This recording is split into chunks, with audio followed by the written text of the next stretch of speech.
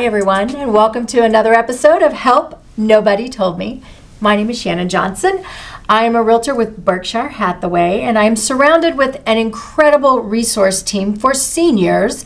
And one of our partners I have with me today hosting, Mindy Leonard, the most incredible organizer you're going to find on the North Shore. So she is home organizer extraordinaire. Thank you so much. And our guest today is Ronda Parmacek. Ronda is a senior living concierge specialist. Can you introduce yourself and explain to everybody what it is that you do? Sure. I'm Ronda Parmacek, and I'm with Senior Living Specialists. We are a senior living placement agency here in the Chicagoland area. We specialize in helping seniors and their families find the most ideal senior living community, whether it be independent living, assisted living, or memory care. And you also specialize with in dementia. I'm a certified dementia specialist, so we really specialize in memory care. Wonderful. That's great.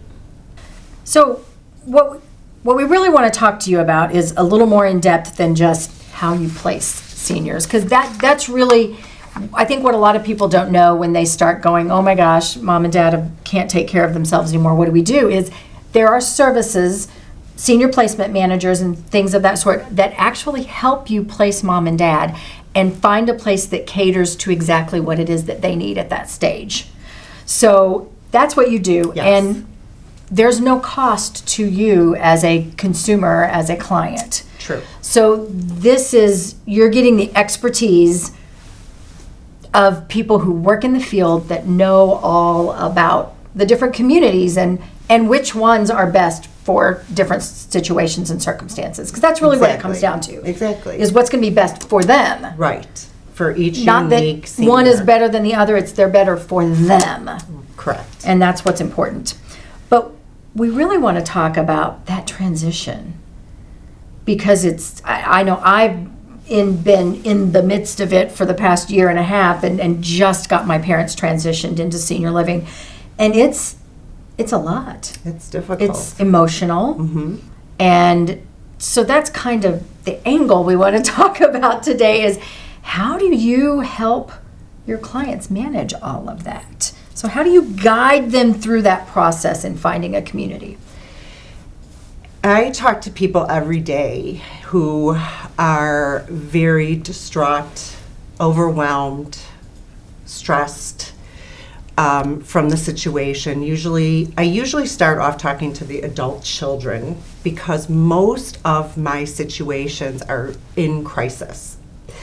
So unfortunately, people wait so long to move to senior living that they end up in a crisis, and then their adult children have to take over. So it's a very emotional time. It's a very difficult time. It's hard to make decisions when you're fraught like that. So I'm their calming person that helps them calm down. I'm their advocate. I educate them to help them see that there is a path that we can take, and we have to slow down, and we have to make sure that we're attending to that unique situation.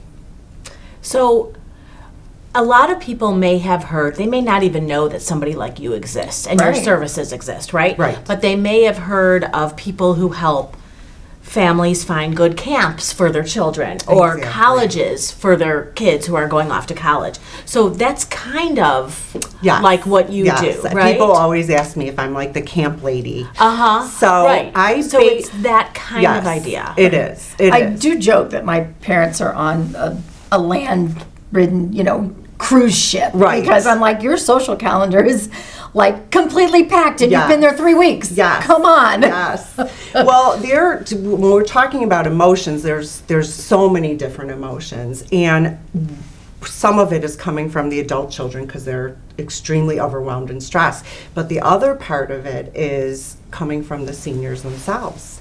This is a very hard time of life. It is, it's very stressful for them. And I would tell you about 90% of my clients do not want to move. So I'm not dealing Right. with, I always say I'm right behind taxes and death. Is that what people don't want to talk about, and that's senior living. So you're dealing with two different sets of emotions. And one of the things that I have the benefit of knowing is that I place hundreds of seniors into the communities, and they do end up feeling like they're on a cruise ship, and they do end up really loving it. And I have the benefit of knowing that, but they don't. So that's you what can't I'm tell there them for. that. No. Well, yeah, actually, I tell stories. You can tell them. I tell but stories. Hearing Yes. and telling and hearing are two different things. Right. They're like, it may be for her, but not for me. I But, never yeah. saw my life this way. Yes, exactly. My mom might have said that 100,000 times to me. Exactly. I didn't think it was going to play out this way. Right. Well, speaking of not thinking, you never thought that this was going to be your career. This wasn't like a plan for you, right? I mean, No. So can you share that story? Sure. I actually was talking earlier that I was a realtor in Highland Park, Illinois, and I was a realtor for about 7 years. And, that's another very emotional sale, and you're dealing with a lot of emotions. When the crash came, my husband and I, one of us had to decide who was going to go get a real job and get a salary and get benefits, so I volunteered. And I started working for a company called Brookdale, and I was leasing apartments for Brookdale. But it really was the beginning of my entrance into the senior world. And for those of who aren't Right. local to Chicago, Brookdale is one of the senior communities. It is. And Brookdale actually is national, area. just so you Okay. know. It is national, but it's not in every state. They're a big senior living corporation. But I worked for them for about 10 years. And I worked in all different areas. I worked in the city. I worked out in the western suburbs. I worked in the northern suburbs. And that's kind of how I got started. But it was a perfect mixture for me because I am a very touchy-feely, very emotional, and I can really I can have a lot of empathy for my clients, and that's what they need. And I think, and it was just a really good mix for me. I can comfort the seniors that I work with, and it takes a lot of patience and a lot of empathy and a lot of understanding. So that's how I got started in it. So, Thank you. what are some of the challenges that you see that seniors have when they first move in, and how do they adjust? Like, what does that look like? You're there, all of a sudden, your independence has been taken away to some extent, or at least you believe that. What do you see that transition looking like? I think the most important thing is preparing them for it before they move. And it's talking through it with them, telling them stories of my past clients that, were frightened and scared and how things ended up being a wonderful change for them. I think it's also making sure the community's prepared for them. I always make sure that the community, if they have a social worker, that the first day the social worker is in that apartment talking to them, comforting them. I make sure that one thing that people never really think about, but I don't like when my clients move on the weekends, because the weekends there's a lot of the administrative staff is not there. So I really try to get my clients to move Monday through Friday, because I want to make sure the administrative staff that's there regularly will be there to welcome them and welcome them in. Before they move in, I also, when I do my assessment, I find out not just their medical needs, their financial situation, but I really get to know them as a person. And I get to know what their likes are, what their dislikes are, what their hobbies are, their religion, all those things. And I then take that to the community. And the community uses those things. So activity-wise, if they're a painter, they make sure that the art teacher comes in and talks to them and Absolutely. encourages them to go to the art class. So it's really putting everything in place before they move in. But, and that's kind of nips it in the bud, because once they get there, everybody knows that they're there and the appropriate people come in and welcome them. I usually will always remind the community to have the residential board. They usually have a whole welcoming committee, and they have a whole plan. So the community does take care of a lot of it, but I just stay on top of it to make sure that it's being done, carried through. You had said something earlier that has stuck with me, and I've been thinking about it as you're talking. And you were saying that, I think you said 90% of the families that you deal with are in crisis when they contact you. Yes.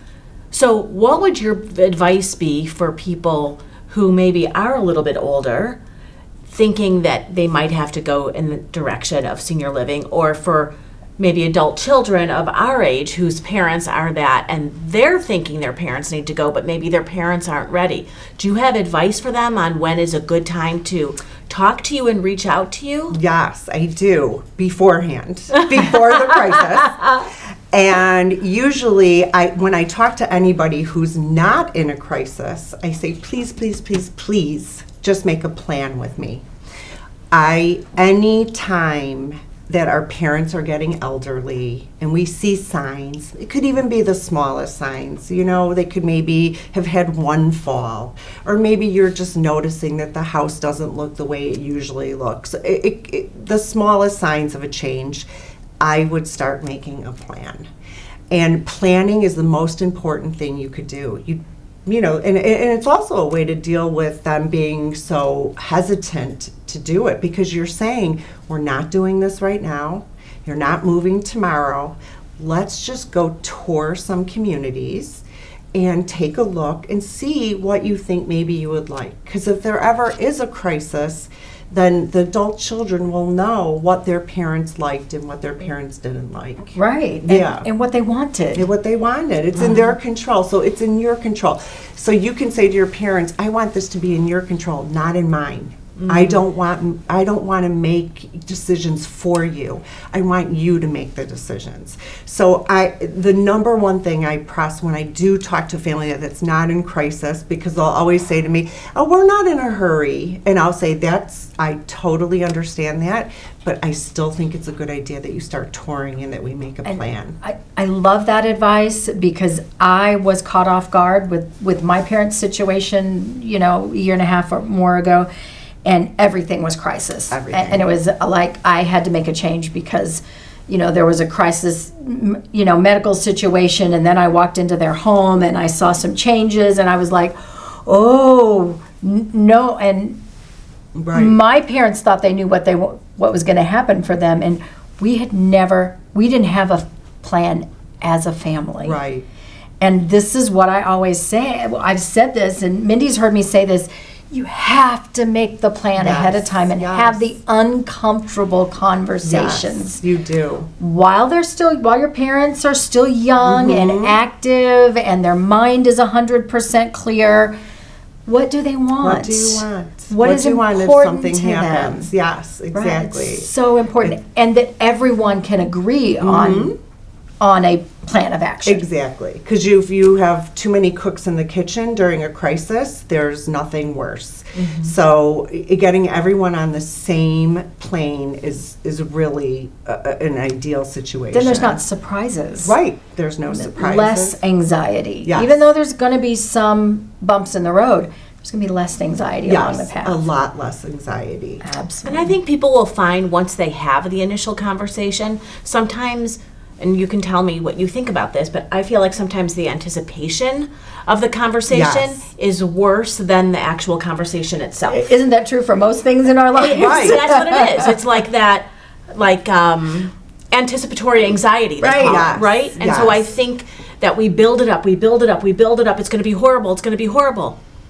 But it really isn't. Right. And when you can sit down and everybody is at sound mind and you're not putting fires out. Right. It's much better. So I think that as people enter the holidays or visiting family and things, your point to take a look around you. Is the house not in the condition that it's always been in, that your parents, or have you started noticing changes or whatever, The before big one you I have always to. see is the dishes aren't clean when you go over for dinner. You're like, you pick Yes. up dishes and you look at your husband or wife and you go, Right. got the napkin over here, and you're like cleaning the silverware Right, off, trying not to be right, rude to mom and right. dad. Yeah. But you're like, these dishes are not clean. What's happening? Right, And- right. It Right. becomes very difficult as we age to take care of a house and all the things that come along with a house. And especially if we're aging physically and we're having problems, ambulatory wise and walkers, and I mean, you can't take care of a house the same way you did when you were Right. younger. It's Yeah, they're just not a down on their fact. hands and knees cleaning the baseboards No, anymore. no, So they're it's not the same So when level you of start cleanliness. noticing those changes, that's the time to really start bringing up these Dents in the car that they didn't tell you about. Right, You're oh like, yeah, the dents in the what car. happened here? Nothing happens. Yeah, Somebody pushed that grocery cart into my car. yeah. Exactly. So that is probably my overall number one advice is to make a plan. And it may be difficult to bring up, but like you said, I don't think it's half as hard once you do it, once you face it. And you bring it up, and I always tell the adult children, comfort them by saying, we're not doing this tomorrow. We're not doing this next year. This could be 5 years from now, but let's talk about it. And maybe we're not doing it to you, we want to do it with you. Right. Yes. Right? So that exactly. it's right. We want you to make these choices. right. Yes. Right. Yes. Is it hard for you to stay on top of new it seems like senior living facilities are popping up all over the place. And they offer so many different things. And so I would think part of what you need to do is stay very knowledgeable about the newer trends or newer facilities being open and all of that. And Yes. that's something that you do. You're on top of everything. Yes. As far as I visit the communities often. Especially the communities that I refer to most often. I know the executive directors, I know the directors of nursing, I know the salespeople very well. I think it's one of the most important things of my job that I do, and that really distinguishes us from a national company, going to a national company for placement, is that I'm local. And I am in the communities constantly. I either go visit on my own, or I tour with my families, or I go to a marketing meeting. I'll go to their events, and I keep on top of what's going on in the communities. And I have to tell you, I think it's one of the most important things that I do. And I just want to reiterate what you said in the beginning in case people didn't process it. She's free. My services are free. Her services are free. So not only can you do this plan and everything, but people don't have to worry that it's going to cost them an arm and a leg. Exactly. Right? Because at that point, they are being, their parents are in rehab and Medicare's not covering Exactly. it anymore. Then the cost of the community, and, they're being bombarded with costs. And sometimes, they don't even know how much money their parents have. So it's stressful financially. It's a very stressful thing. So the fact that I don't charge for my services is a big relief to people. Absolutely. It's huge. It's huge. Yes, and I it's love that it so doesn't important. stop them from using my services. Right. So I am paid though. Yeah, you do get paid. But you also work with facilities and communities that are all different price points. I do. Right? I do. So it's I not do. just upper echelon, as Right. they say, or No, whatever. no. When I do my first assessment, I get everything medically that certain client needs.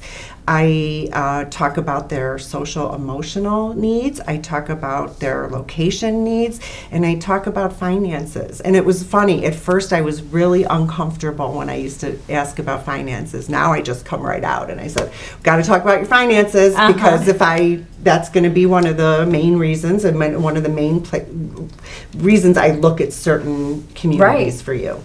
Everyone has a budget. Yep. As a realtor, I'm like, no, I get it. We all have a budget. Whatever that budget looks like, that's what we're working with. Right, exactly. There's no way around it. No, there's no way around it. And it's not an inexpensive endeavor, living in a senior living community. No. And I'm very honest about it. And if it's something that they cannot afford, I'm always happy to get them to the next place that they need to go to help them out with, Medicare, Medicaid, and things like that. Absolutely. So I think it's really important we talk about the emotions of that senior. I know my mother was so scared that I was abandoning her. Mm-hmm. That I was going to drop her off, and maybe they get to have, family dinner every couple of weeks or something. Mm-hmm. How do you encourage, or what do you recommend to families to stay involved in that senior's life? I think it's really important that you visit as much as you can. That's just common knowledge. But we're busy now. We all work full time. We've got our children of our own, and it gets really, really difficult. So I think one of the best things you could do is visit as often as you can, but get involved in the community. Get to know your parents' caregivers. Mm-hmm. When they walk in the room and Lisa and Lisa's children, and it adds a lot to your parents' life. It's a lot of conversation. I even, when I moved my parents to assisted living, I even went down to dinner with them during the first week. Right. And I was kind of the one who broke them out of their shell. And I went around to tables. The community does this too. The community has their own way of introducing you to people. But I think as a family member, there are certain things that you could do to really help your parents. And I think by being involved in the community and really getting to know everyone at that community is one of the biggest things you could do, because then they feel like you're part of their life there. Right. I mean, I used to walk through the door and everybody knew me, and I knew all their friends, and I would come maybe once a week and have dinner with them and sit with their friends. And most communities encourage that. Mm-hmm. Come and sit and have lunch or dinner with your family, and they'll do family events. Right. They have like events all the time, and there's opportunities to be there. There is, and I think that you do have to know that they have to know you're there for them, especially at first when they first make the move.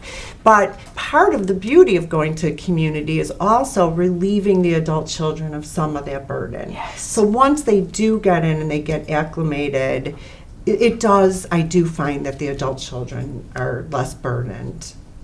And that's important. It is. It is. Yeah, we still want to be a part of their lives. It's not. You want to be a part of their lives, and what I always tell my adult children that feel very guilty is this is about the whole family, the health of the whole family, not just your parents, not just the seniors, not just you, and not just your children, your husband, your wife. It's really about the health of the whole family, and that's what you've got to look at. You've got to look at your own life too, and know that you're taking care of yourself and that you're taking care of your children. And I love that. Yeah, it is the whole family, and we always tell caregivers. We try to tell caregivers, you have to take care of yourself. Mm-hmm. If you're not healthy emotionally, physically, then you can't give the best to your family.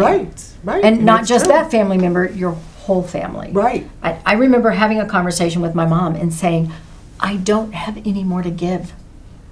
There's too many places. I just can't. Right. I can't give any more than I'm giving, mm-hmm. and you're not getting what you need. Right. And that's not fair to you. Right. I don't want that for you. Right. So that is a really nice way to say it. Mm-hmm. You're not getting what you're needing, and I'm giving as much as I can.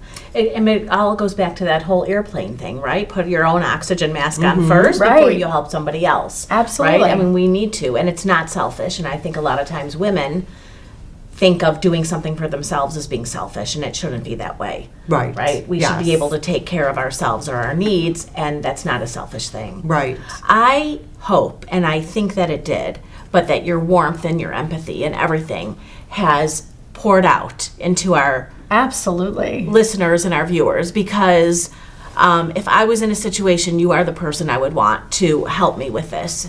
You've been through it personally. Your experience is amazing, and your knowledge is great, and you care. Yes, I do. You Thank care. you. Yeah. Thank you. But Yeah. I do think that's a really think it's important part very of my important. job is the empathy and the listening. And I sometimes my clients just need someone to listen to them. Right. You know, maybe they have, you know, a son that's a big lawyer and a daughter that's in LA and she's a producer, and they're just scared. They just need someone to talk to. And you know, they may understand that they have to take this step, but they're still scared. And I think having someone there to lean on and have empathy and understanding really helps the senior themselves. And like I said, the adult children too. Absolutely. Because they have their own emotions that go along with this. Totally. P.S. She's free. Just saying. And if you want to reach out to Rhonda, we of course will have all of her contact information in our show notes. And we are so glad you joined us today. Tune in next week for another episode of Help, Nobody Told Me.